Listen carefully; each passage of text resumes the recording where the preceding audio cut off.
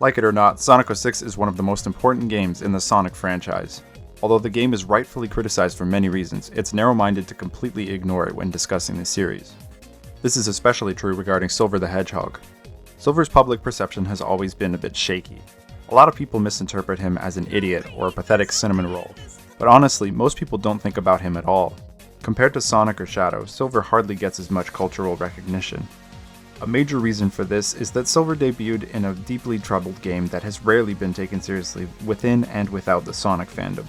After decades of bad faith assumptions and misinformation, this video will seriously engage with Sonic 06 to see how Silver was introduced and what value his character can bring. If you came here to watch someone dunk on the game and all of its plot holes, you need to look elsewhere. If you came here to watch someone prove that this game is actually an underrated masterpiece, you need to temper your expectations. We're here to learn who Silver really is, and in my opinion, Silver is a hero that we all really need. I won't give up. There has to be a way.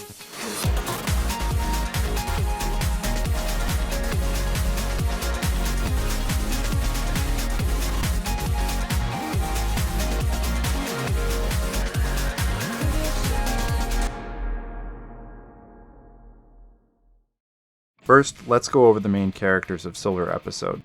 Silver was created by Sonic 06's director, Shuun Nakamura, who wanted a new Hedgehog character to utilize the game's physics engine. This idea came from Fifth Phantom Saga, a game that Sonic Team showed off at E3 2005 alongside the teaser for Sonic 06.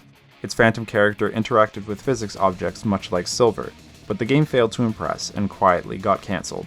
Originally, Nakamura envisioned Silver as being from outer space, drawing inspiration from an idea he once had for a game about teenagers who fight aliens. The character was also going to be a mink named Venice at one point, but the team settled on a hedgehog with an S name to match with Sonic and Shadow. In his final design, his fur mimics a scarf and his hair is modeled after a pot leaf, the Japanese maple leaf, a symbol of peace and prosperity. Pre-release character bios didn't mention his personality, but the leaked script for Sonic 06 describes Silver as having a positive outlook, believing he can restore peace no matter what, and reckless. He's also compared to Trunks from Dragon Ball, but in the same way the comparison of Shadow and Vegeta isn't airtight, I don't think this comparison is either, as Silver is a lot more impulsive and headstrong than Trunks. Still, the inspiration is undeniable. Next is Blaze the Cat, a fire-wielding princess from another world who debuted in the game Sonic Rush 1 year prior. I love Blaze, but we need to talk about this. For some reason, it is never explained why Blaze is with Silver in the future. In fact, the events of Sonic Rush are never brought up at all. It's so distracting that fans have even theorized that this game retconned her to be from the future too. But official information and the leaked script show that Blaze is indeed still a princess from another dimension in this game. One of the series' writers, Ian Flynn, claims to have received an official explanation from Sonic Team that answers this mystery, but it's currently classified. Working on something else, I actually did get a straight answer, and it was frustratingly simple. No, I can't get into it, that's all private work stuff, but maybe it'll come to light eventually. But there is an answer, and it works, and I kind of feel dumb for not thinking of it. So, until there's a chance to address it, we're in the dark. Regardless, Blaze must have experienced some sort of memory loss, since she expresses unfamiliarity with the world of the past, and never addresses Sonic, despite the two having already met. We did see in the IDW comics that losing memories by crossing dimensions is possible. Who knows? Feel free to leave your own Blaze theories in the comments. We just have to wait until Sonic Team lets the cat out of the bag. Now, let's get into the bulk of the analysis. For the sake of time, I'm going to assume you're already familiar with the premise of Sonic 06 so that we can really dig into the details. Like most Sonic characters, Silver's backstory is left very vague. Silver was born into a world devastated by the immortal Iblis. He's been constantly fighting to make things better, stating that everyone else has lost hope. This establishes that Silver's strongest trait is his hope in the face of hardship. While Sonic is all about freedom and Shadow is all about self-awareness, Silver is all about hope. As Silver dispels the flames, it's clear that he's not the one in trouble here, it's the world that's in need of saving. But Silver is stuck in a Sisyphean loop of killing Iblis over and over again, without actually changing anything. And now he's willing to do anything to break free. Let me emphasize, this is not an insecure little kid. I like Pete Capella, but I think his voice direction had an unintended effect on people's perception of Silver. He's responsible for destroying my world! Just listen to his original Japanese voice. あいつは未来を滅ぼす張本人なんだ That's the voice of Daisuke Ono, best known for playing a certain anime icon.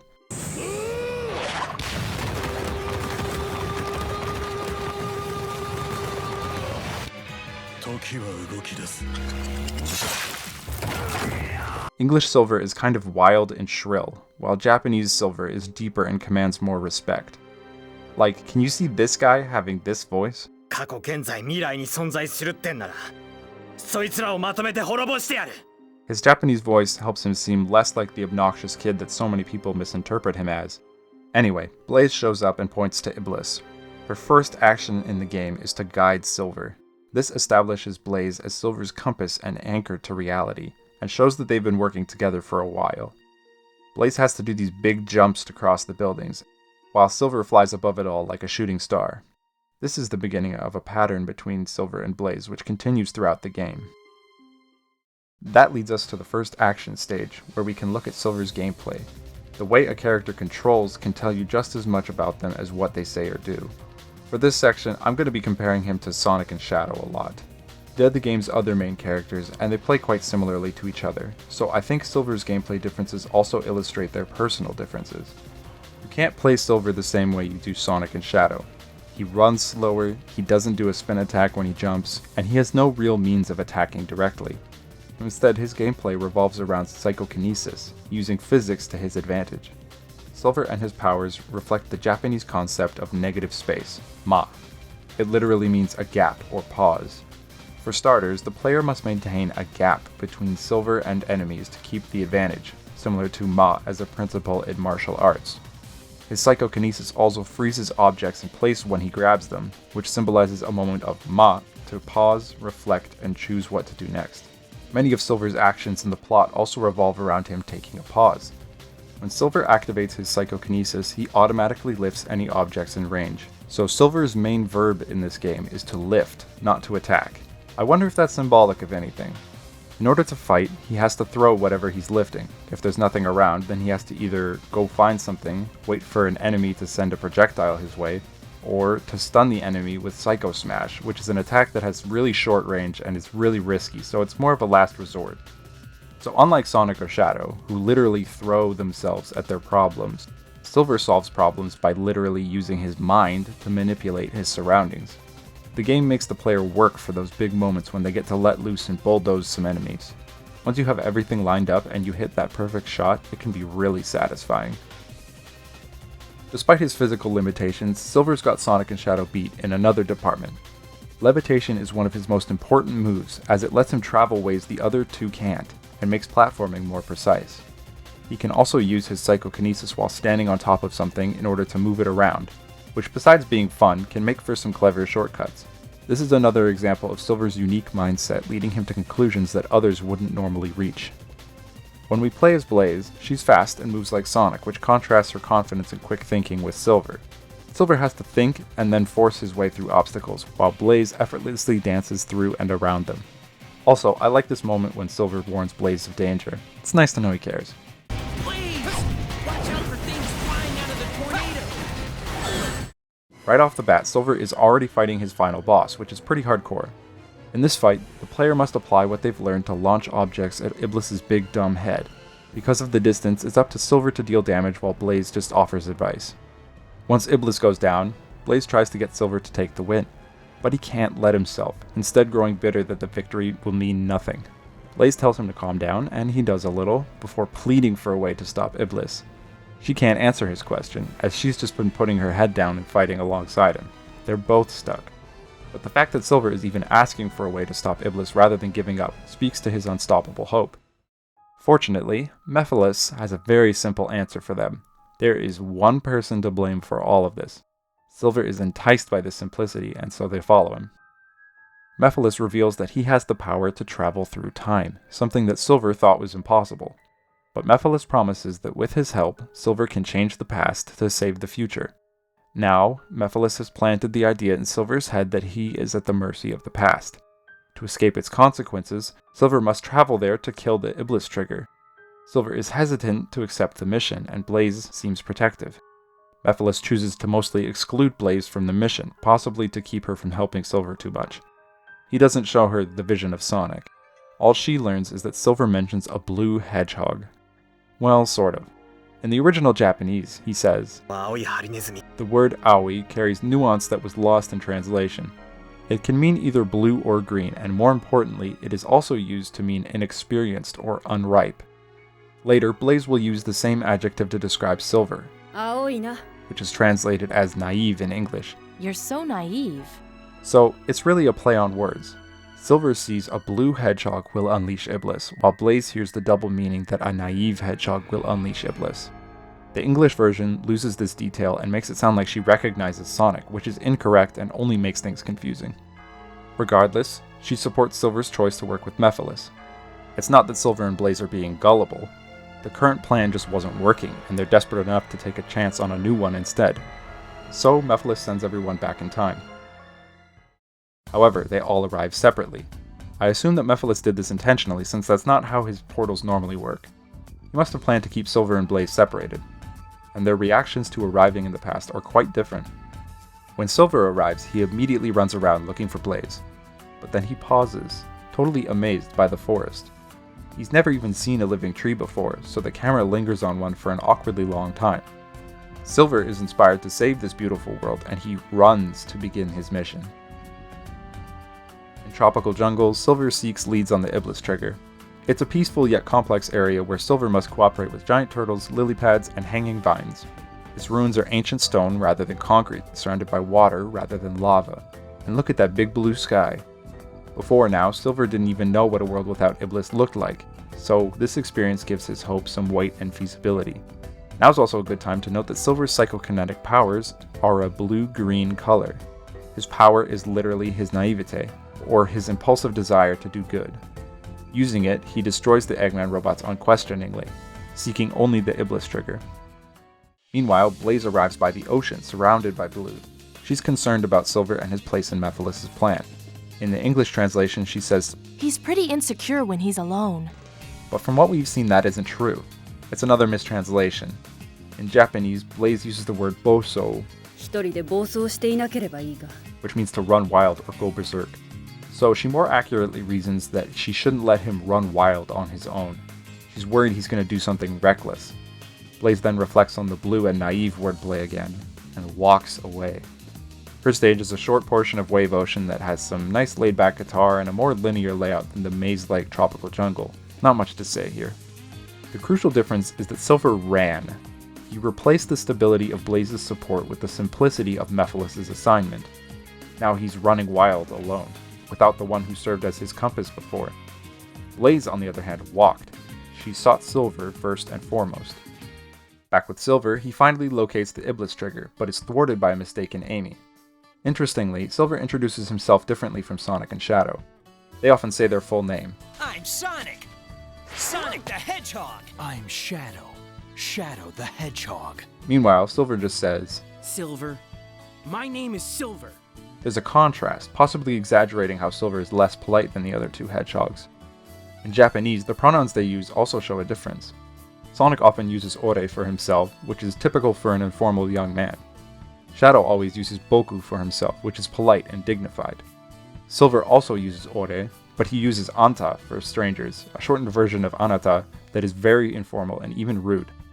Yeah, Silver is one rude dude. I finally collected enough rings for Knuckles and Rouge. Thanks, Half Pint. I'll take those now. Hey! This isn't the first time Amy has helped someone find someone important to them, and she's eager to make a deal with Silver.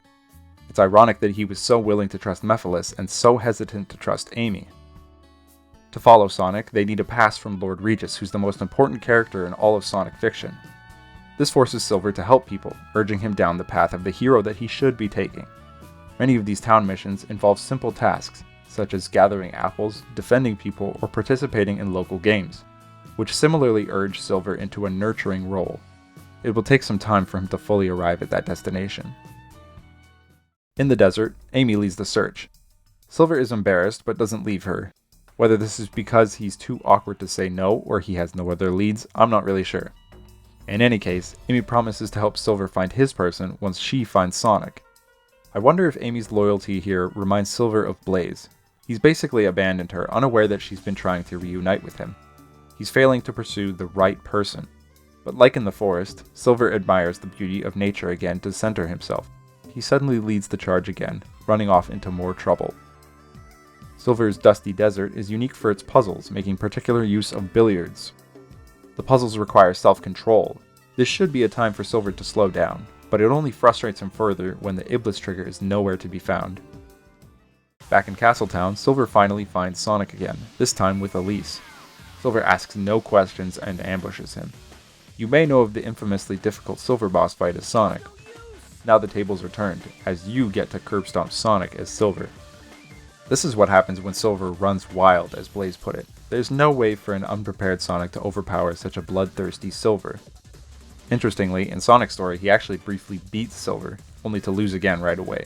The way that Silver attacks here parallels a move that Mephiles will pull on Shadow in his story too.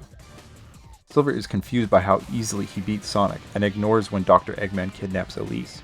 Sonic turns his back to pursue them, which infuriates Silver. He can't see why Sonic cares so much about one girl when the fate of the world is at stake. Then Amy steps in. Silver may be a bit of a freak, but he's not so violent that he'd immediately turn on her. He stops and explains himself, but she hits him back with the big line. Even if that was true, if I had to choose between the world and Sonic, I would choose Sonic! Now, some people say that this line proves Amy is an unhinged psycho fangirl. Would she really let the world die for Sonic? I disagree with this reading. Amy trusts Sonic. Even when faced with such a dark story, she sticks to what she knows. Amy chooses Sonic because she knows that even if Sonic's actions are somehow devastating, his actions are always for the greater good because Sonic is always on the right path. That's consistent in basically every Sonic game ever. Do people think it's unhinged when Rouge says that she would choose Shadow over the world? No. It's a double standard, and it's unfair to Amy, so be nice to her. This totally shakes Silver's blind obedience in Mephiles. Seeing Amy's trust in Sonic, he begins to consider what it truly means to take one life to save the world. As the camera rises, we hear the first few notes of the song You Are My Companion. This shows that Silver is comparing Amy's faith in Sonic to his own faith in Blaze. He chooses to stay in place instead of running off again, and sits down by the blue ocean with that classic cross-legged stance of his. In Japan, sitting cross-legged is informal and can be considered rude, so this shows Silver's rough edges. Once Blaze arrives, she tells Silver that she's been looking for him, and he's so ashamed he hardly even responds. But he does request her advice, asking her opinion on taking a life to save the world. Blaze calls him naive for his new question. She reasons that there is no way to guarantee the consequences of our actions, and that we can only act on our beliefs and hope for the best. This makes it clear that Blaze never trusted Mephiles, she trusted Silver. Also, the music for this reunion, Is It Right?, uses the same leitmotif as You Are My Companion. This scene is one of 2 times where Blaze ever calls Silver naive. Some fans, and even official writers, have really latched onto this adjective as a descriptor for Silver, but it can make him seem a lot more childish than he really is. Silver is not naive in a childlike way, but in an optimistic way. He has hope that he can save the world with a single goal, like killing the Iblis trigger, even though things are rarely that simple. Another way to word "you're so naive" here is "you hope too much." Blaze will later admit that Silver's stubborn hope is something that she likes about him, despite its drawbacks. Next, Silver is the one who proposes their move to investigate Eggman for info on Sonic. He's now seeking context rather than blindly obeying. It also shows that he did have a plan of action, but waited for Blaze before moving. Silver is still a little misguided, but at least he's not alone. To reach White Acropolis, Silver needs the Psycho Shock upgrade, which is a sign of his recent growth. Fittingly, it's one of Silver's most important upgrades. It has greater range than his Psycho Smash, so it lets him face closer enemies and exert more agency over them. Still pretty risky though, so don't get too cocky. Quick side note, this is actually a little issue I have with Project 06. I don't like how strong they made Silver. Okay, moving on. White Acropolis is Silver and Blaze's comeback, where they fight the Egg Genesis and find the blue Chaos Emerald. Blaze explains that Chaos Emeralds turn thoughts into power, and tells him to keep it as a lucky charm. This is something that she learned about her own Soul Emeralds back in Rush, whether she remembers it or not. I don't know. There is a theory, and this is only a theory, that since Sonic 06 and Sonic and the Secret Rings were developed at similar times, that the Chaos Emeralds represent the same emotions as the World Rings, at least in this game. If this is the case, the blue Chaos Emerald would represent hope, which is the focus of Silver's whole character. No idea if it's true, but it's a fun theory. Suddenly, we switch to Amy and Elise, but what about Silver? For a long time, I thought this scene was totally pointless, only included in Silver episode because Amy kinda third wheels the story. But it is thematically relevant. Amy is an avatar of love. Her crush on Sonic is arguably her most iconic trait. So once they escape Eggman's base, Elise repeats some advice that Sonic gave her.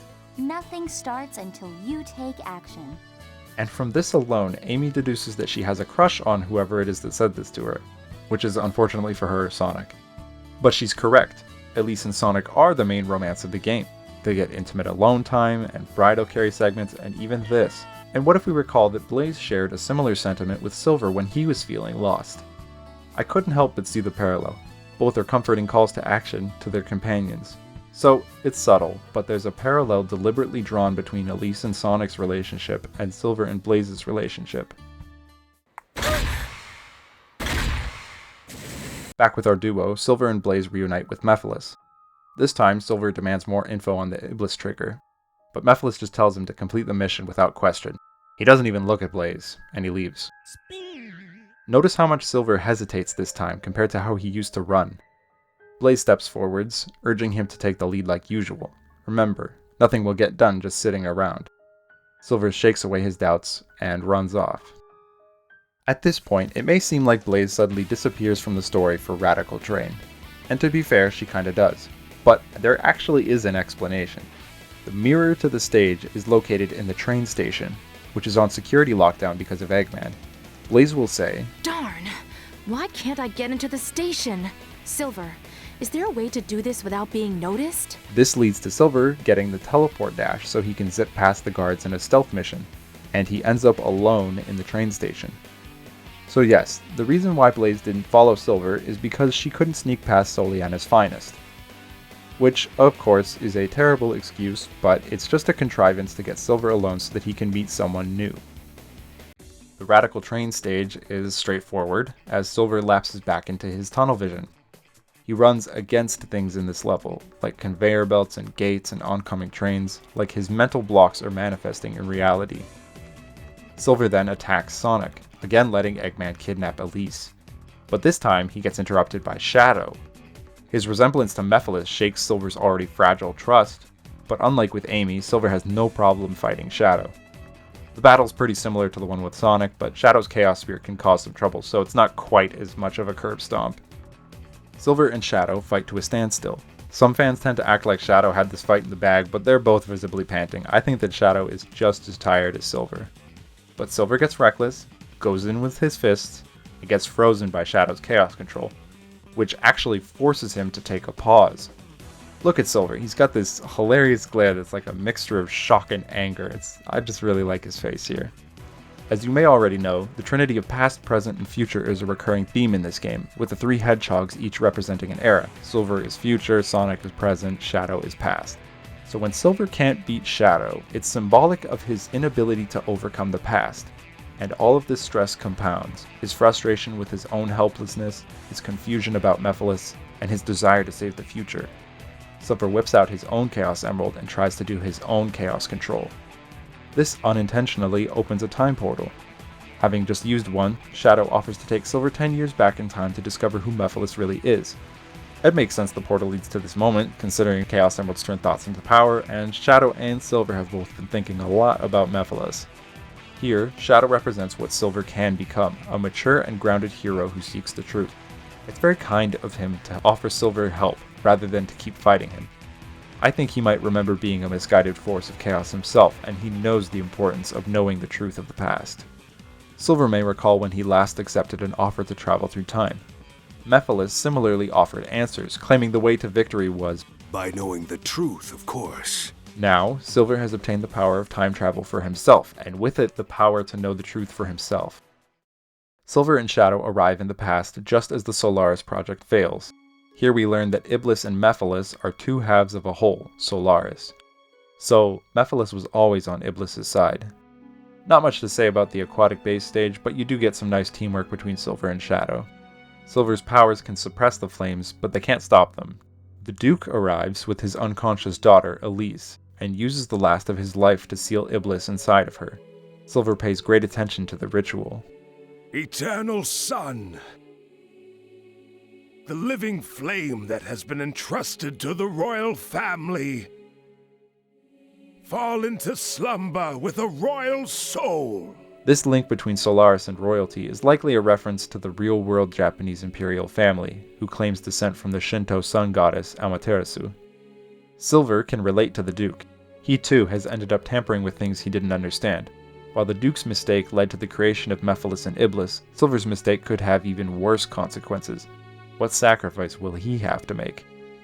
Silver is now entrusted with the White Emerald and Elise, the same girl he let get kidnapped so many times. All this time, the true key to preventing Iblis' awakening was right in front of him. When Shadow leaves behind the scepter, it inspires Silver to leave behind his lucky charm too. The blue emerald is naivety, as if Silver is giving her his hope. It's also a token of his promise to protect her, which was reflected way back in the opening of Sonic's episode. The vision that Elise saw shows that Silver was always fated to be a guardian, not a destroyer. Silver returns to the present, his thoughts leading him directly back to Blaze. She's been loyally waiting his return, although she does seem a bit irritated at being left behind. Silver admits that he was wrong to hunt Sonic, and Blaze casually drops the news that Eggman has taken Elise again, as if it's some trivial current event. But Silver shows newfound concern for the princess, and look at how much it surprises Blaze. Now, Silver plans to save the future by saving Elise. He takes the first steps ahead of Blaze again, this time with momentum based on his own knowledge. Blaze's eyes narrow as she seems to notice the change. After Silver carefully escorts Anna,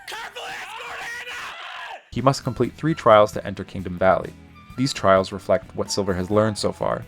First is the trial of Friendship, which has Silver rescue Blaze from a horde of Iblis minions. This obviously shows his renewed devotion to Blaze. Second is the trial of Memory, making Silver reflect on his journey with a quiz.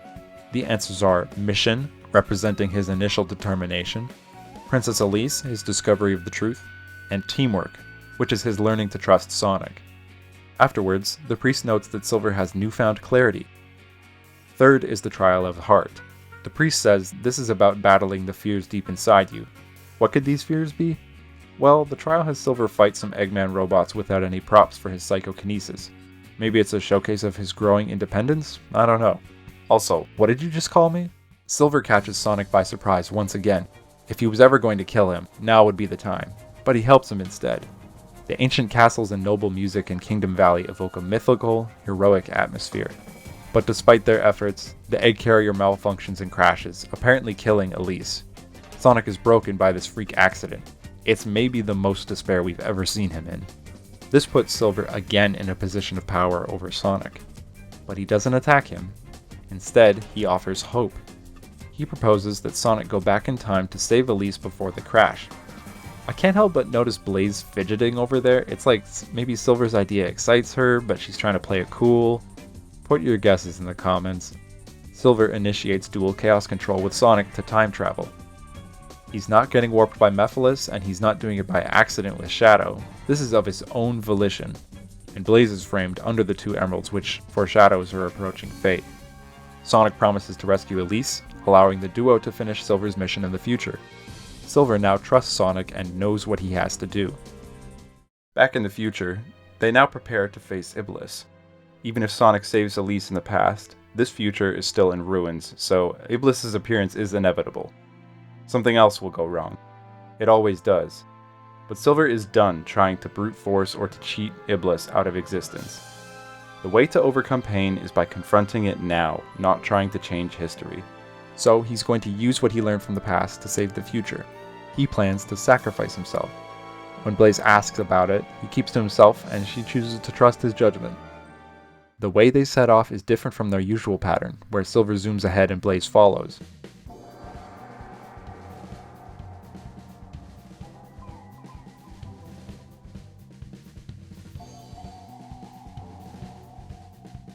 This time, Silver walks at a steady pace and Blaze walks at his side. This shows how much their respect for each other has grown. The action stage, Flame Core, looks as if it's made of Iblis itself. Silver takes control for the entire stage. I appreciate his cocky taunts to Iblis along the way, but I feel it was a missed opportunity to give Blaze one last hurrah too. No matter how many of you come, it's a waste of time. What did you just say? They cross the wasteland and provoke Iblis for the final battle. As usual, the fight is up to Silver. He pulls off some impressive feats, like blasting Iblis' head point blank and catching a giant meteor. It creates a contrast with the first boss to show how much Silver has grown. With Iblis reduced to flames, Silver initiates his plan to sacrifice himself to seal it away. Well, it's not his plan, it's the ritual he watched the Duke perform. He's relying on someone else's idea again, in a good way. Eternal Sun! The living flame that has been entrusted to the royal family! Fall into slumber with my soul, Iblis! You cursed flames of disaster! But Silver's body won't accept Iblis as he lacks a royal soul. Fall into slumber with a royal soul. Blaze, however, is a princess and therefore has a similar soul. You Are My Companion kicks in as she takes the emeralds, instantly absorbing Iblis. She demands that Silver use Chaos Control to stop time and send her to another dimension, isolating herself and Iblis. The camera reveals Silver's hand, as if to remind him of what he must do. He rears up, but hesitates, and can't go through with it. Ironically, he can no longer justify taking one life to save the world, because it's Blaze. Faced with the choice between the world and Blaze, he is choosing Blaze. She calls him out on his hypocrisy. In Japanese, she recalls telling him that salvation requires sacrifice, while in English, she recalls that they agreed to save the world no matter the cost. So it seems as though Blaze has chosen the world over Silver. Even after going through so much together, Silver is unsure of how Blaze feels. He doesn't know how much she reciprocates.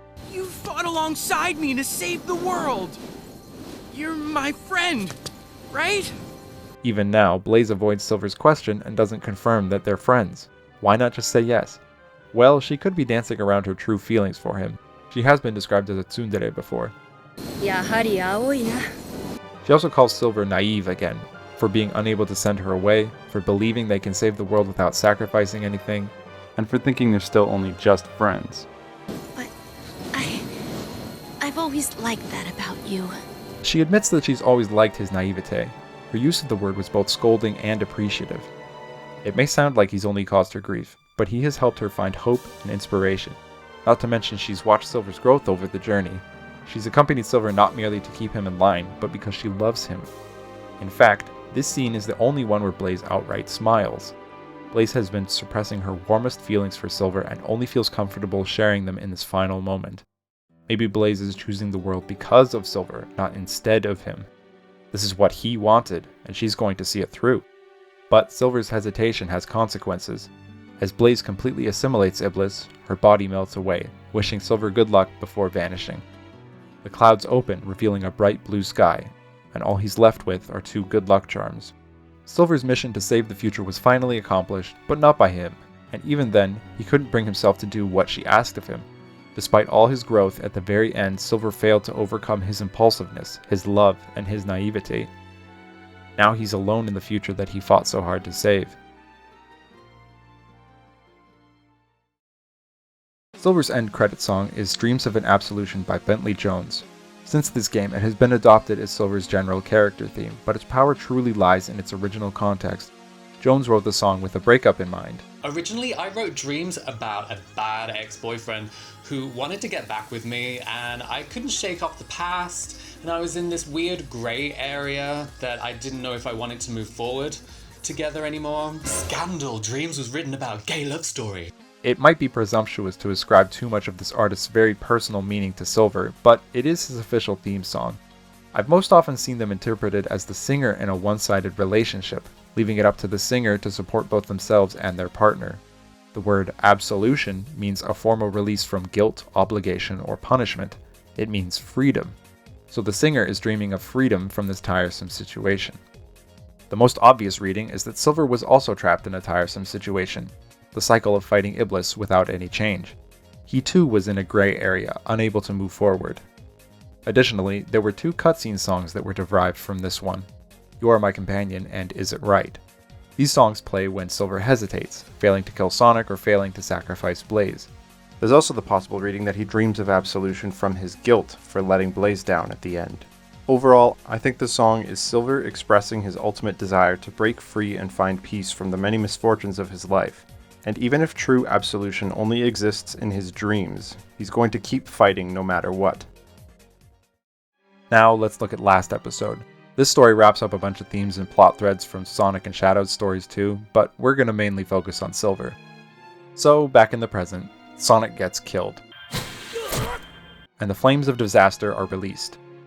I said I wasn't going to dwell on plot holes too much, but this one is important. Why did Mephiles send Silver after Sonic in the first place, if he could just kill him himself? To answer that, we need to talk about what Mephiles' plan was. It's clear that Elise's death in the egg carrier crash was not what Mephiles wanted. If it was, then he could have just fused with the Iblis that was in the future. No, he needed Iblis' seal to be properly broken by Elise's tears. So he needed Silver to kill Sonic before the crash. But after Sonic saves Elise, we see this. It's a 23-second long scene of Mephiles standing around just looking evil. Why is this in the game? The title of the scene is Mephiles' Smile. He has no mouth to smile with, but this moment is Mephiles celebrating that his plan B is right on track. Mephiles couldn't really kill Sonic right away. He had to wait for his relationship with Elise to build. And honestly, sending Silver after them might have strengthened their relationship even further. With Elise alive and more attached to Sonic than ever, he can easily make her cry, fuse with the flames, and become Solaris. That's some 4D chess level foresight. He is a time traveler, so... Also, note that Elise is holding Silver's blue emerald here, which shows that she's trying so hard to hold on to the hope that he gave, but she just can't. Once Solaris is created and rends all of time into one vacuous space, Silver appears alone with the rest of the cast. Sonic is dead, representing the loss of freedom. Shadow is unsure, his determination faltering in the face of impossibility. But Silver shows hope. He recalls what Blaze said about Chaos Emeralds causing miracles. He once believed that time travel was impossible, only now he's obtained that power, so he knows that anything is possible. He respects the princess he once neglected, kneeling before Elise to encourage her to resurrect Sonic. Silver then works with the others to collect the scattered emeralds in the end of the world. He goes through Dusty Desert, which is ironically one of the places he was seeking Sonic before. The music is super intense, and it kind of reflects Silver's determination to right his wrong.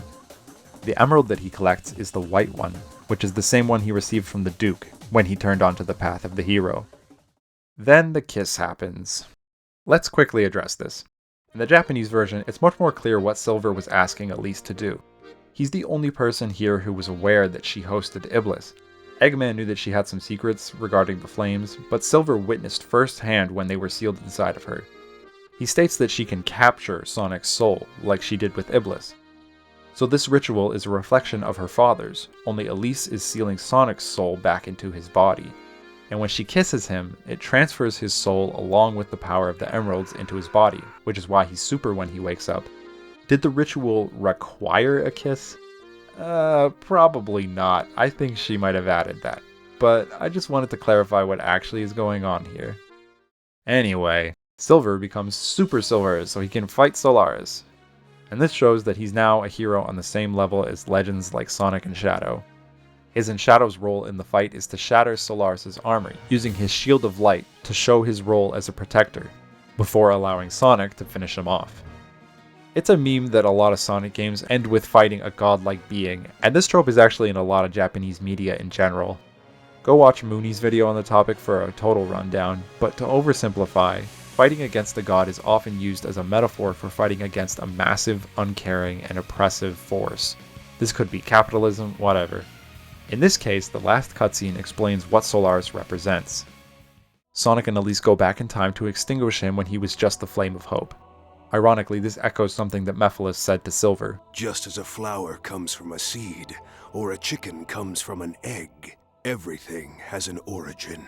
You need to find the being originally responsible for this catastrophe. Here, we finally learn the Duke's true motivation for the Solaris Project, to control time so people can change fate, allowing him to save his deceased wife.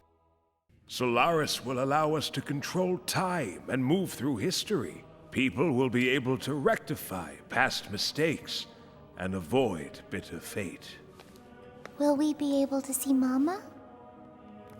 Yes, Elise. we'll both be able to see your mother once again. This is the crux of the theme of one person versus the world. The Duke doomed all of time by being unable to let go of one person. We should remember that although Soliana worshipped Solaris, they feared him too. At the festival, Elise prayed for peace. She later recounted the legend of the Flames of Disaster, saying they could destroy the world. And we know there's tales that Solaris has already done this. So everyone knew that Solaris was capable of terrible things. If the Duke had listened to the warnings, he could have concluded that peace was more important than attempting to harness Solaris. If he had moved on from his wife's death and put out the Flame of Hope himself, the Flames of Disaster would not be a threat. But he didn't, and it blew up in his face. Solaris became Mephiles and Iblis, two devils who were tailor-made to punish the Duke's sin.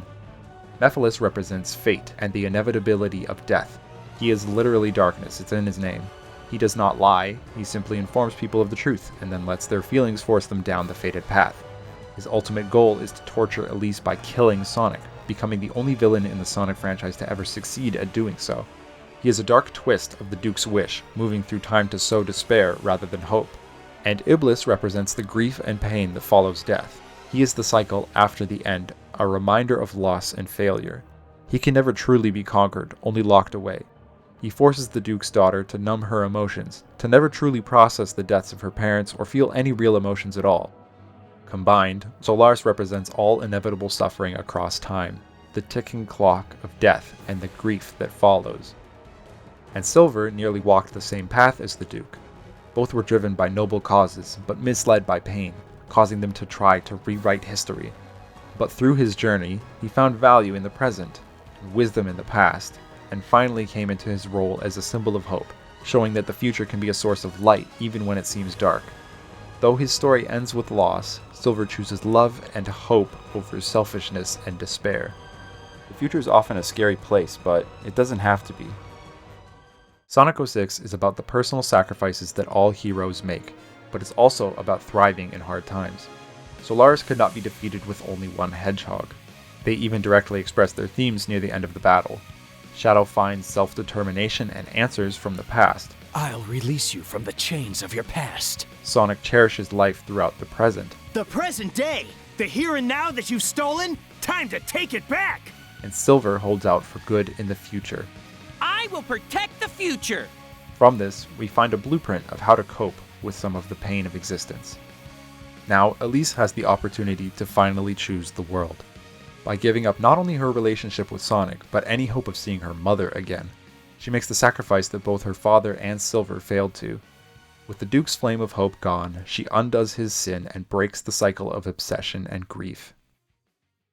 Because of Elise's choice, the consequences of the Solaris Project are undone, and with them, this entire story.